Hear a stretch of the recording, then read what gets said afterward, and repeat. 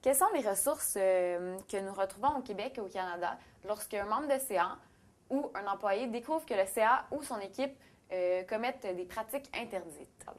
En fait, là-dessus, les organismes sont tenus de respecter les normes et la réglementation justement que met en place l'Agence du revenu du Canada et également Revenu Québec.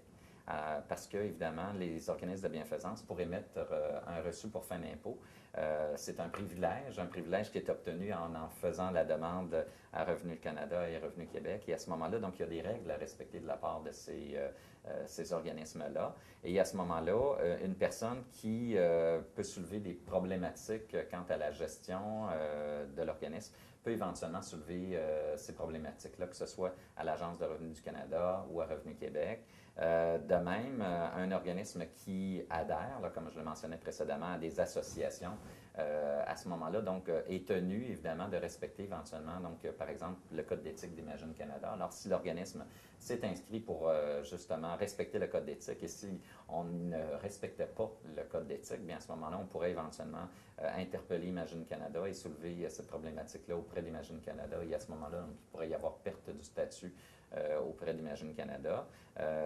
Il peut y avoir, comme je le mentionnais, s'il y a donc un accroc, par exemple, à la législation de Revenu Canada ou la loi sur l'impôt du Québec, Revenu Québec également, Revenu Canada peuvent intervenir et donc exiger des redressements à cette situation-là ou encore ils peuvent éventuellement donc suspendre et révoquer le numéro d'enregistrement et donc faire en sorte que l'organisme ne puisse plus émettre de reçus pour fin d'impôt.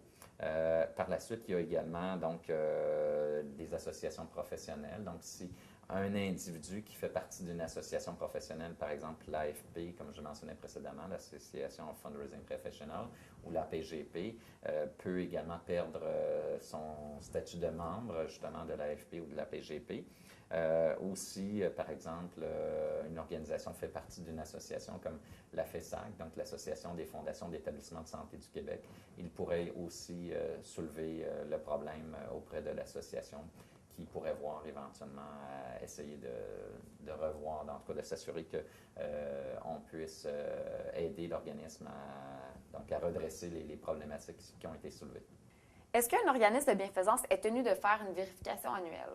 En fait, lorsqu'on parle de vérification annuelle, un organisme est tenu de produire annuellement donc un rapport donc à Revenu Canada et à Revenu Québec également. Alors, dans ce sens-là, oui, il y a une obligation de produire des rapports financiers, des rapports organisationnels finalement, tant à Revenu Canada qu'à Revenu Québec. Et d'ailleurs, le public peut éventuellement, donc pour tout organisme de bienfaisance, il peut consulter sur le site de l'Agence du revenu du Canada les données qui ont été transmises annuellement par cet organisme-là sont accessibles sur leur site Internet. Alors, ça donne différentes informations au niveau, par exemple, des informations financières, évidemment, donc à savoir quels sont les actifs, le passif, les revenus, les dépenses de l'organisme. Ça l'indique justement qui sont également les administrateurs de l'organisme. Et on a aussi, évidemment, donc, accès à cette information-là sur le site du registraire des entreprises du Québec. Généralement, donc, tous les organismes qui font affaire ici au Québec, ont une place d'affaires au Québec, doivent divulguer donc, la composition des membres de leur conseil d'administration. Donc, il y a quand même des informations auxquelles chaque année, les organismes sont tenus de transmettre aux autorités publiques et qui sont accessibles en ligne au public. Maintenant, ceux qui adhèrent à des codes d'éthique, comme je le mentionnais, donc d'Imagine Canada, par exemple. Imagine Canada prévoit que les organismes qui ont des revenus qui totalisent, qui sont inférieurs à 250 000 ne sont pas obligés de faire d'état financier vérifié ou permission d'examen. Lorsque c'est entre 250 000 et 1 million de revenus, bien, le Code d'éthique indique justement que l'organisme devra avoir un rapport de mission d'examen. Donc, c'est moins dispendieux, mais au moins, ça assure que donc, des vérificateurs vont effectuer une mission d'examen. Et lorsque c'est des revenus de 1 milliard de dollars au plus de la part de l'organisme, le Code d'éthique indique justement que l'organisme devra avoir des états financiers vérifiés à ce moment-là, parce qu'évidemment, il y a quand même un coût aussi donc, à la production d'états financiers vérifiés. Alors, c'est la raison pour laquelle le Code d'éthique prévoit ce type de barème-là et donc des normes davantage rigoureuses pour les organismes qui ont davantage de revenus. Quelles sont les règles de bonne gouvernance pour un organisme de bienfaisance? Bien, c'est sûr que, évidemment, un organisme doit respecter la réglementation, la législation, évidemment, qui est prévue au niveau de la loi sur de l'impôt sur le revenu du Canada et dont l'Agence de revenus du Canada est chargée de voir à faire respecter. Même chose également au niveau de Revenu Québec, donc qui ont des normes assez similaires, évidemment, de ce côté-là. Maintenant, comme je le mentionnais précédemment, les organismes ont aussi le choix de pouvoir adhérer à des codes d'éthique. Donc, il y a certaines normes, par exemple, à Imagine Canada, qui prévoient des normes sur la saine gouvernance, qui prévoient la façon avec laquelle, justement, les donateurs doivent être sollicités, l'anonymat qui doit être respecté, la confidentialité des informations, la possibilité, justement, pour les donateurs d'obtenir des informations sur l'organisme. Donc, tout ça est gouverné par le Code d'éthique. Et comme je mentionnais précédemment, eh bien, les organismes vont pouvoir maintenant avoir le choix aussi d'adhérer à des normes, que ce soit par Imagine Canada en 2012, donc qui va mettre en place de nouvelles normes, et également le Bureau de normalisation du Québec qui va offrir aux organismes de pouvoir être certifiés de la part du Bureau de normalisation du Québec.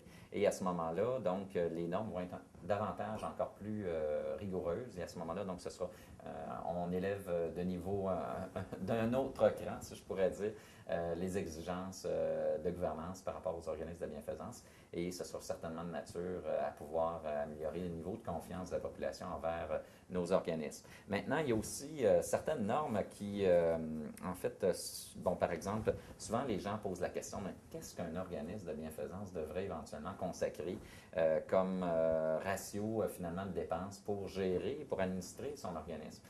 Donc, là-dessus, en fait, l'Agence de revenus du Canada, maintenant, n'a pas nécessairement de normes très précises qui gouvernent cette situation-là, mais ce qu'ils veulent s'assurer, parce qu'évidemment, un organisme qui a des millions de dollars en revenus risque d'avoir donc un ratio de dépenses beaucoup plus faible qu'un organisme qui a quelques dizaines de milliers ou quelques centaines de milliers éventuellement de revenus annuels. Alors, donc, à un moment donné, ils ont décidé d'avoir des normes flexibles, donc de s'assurer qu'il y a un rapport un ratio de dépenses raisonnable consacré finalement aux fins de gestion et d'administration d'un organisme. Et la grille d'évaluation qui a été développée justement par l'Agence de revenus du Canada fait en sorte que, par exemple, si plus de 70% des fonds consacrés, donc amassés par l'organisme servent à ces fins de gestion, mais c'est rarement accepté. Évidemment, ça soulève généralement donc une inspection de Revenu Canada, ça soulève des questions. Généralement, c'est généralement accepté en bas de 35% de ratio finalement de revenus consacrés à des fins de gestion ou d'administration. Et en bas de 20%, c'est définitivement bien accepté. Donc, c'est sûr que nous, on essaie, dans nos interventions auprès de nos clients, de nous assurer qu'on se retrouve, si c'est possible, évidemment, en bas de 20% de frais financiers donc consacrés à la gestion et l'administration de l'organisme par rapport, finalement, à la mission première de l'organisme, qui est de s'assurer que le maximum des fonds soit consacré à notre mission.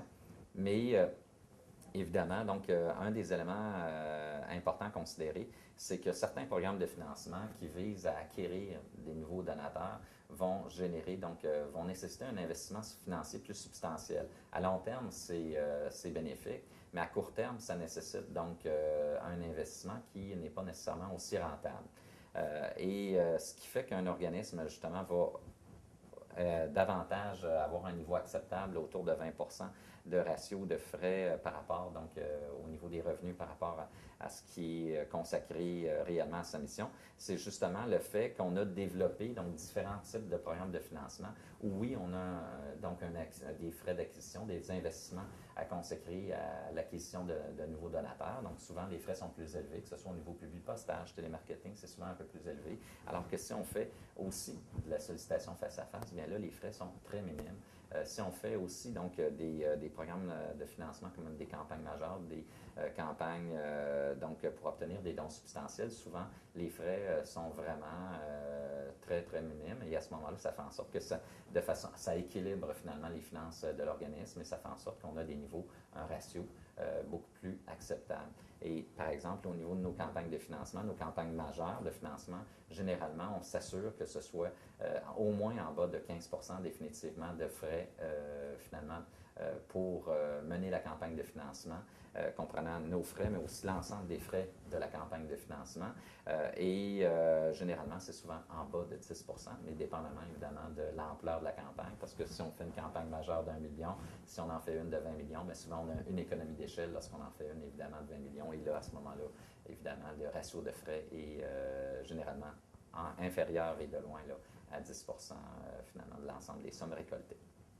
Donc, merci beaucoup, M. Bolduc. C'était très intéressant. Ça fait plaisir, Stéphanie. Et puis, donc, s'il y a quoi que ce soit, bien, chez BNP Stratégie, on est disponible pour nos organismes. Et puis, on invite les gens à communiquer avec nous si jamais il y avait quelques questions que ce soit. Donc, communiquez avec nous à BNP Stratégie. Les gens peuvent avoir accès à notre site Internet à bnpstratégie.com pour plus d'informations et pour communiquer avec nous.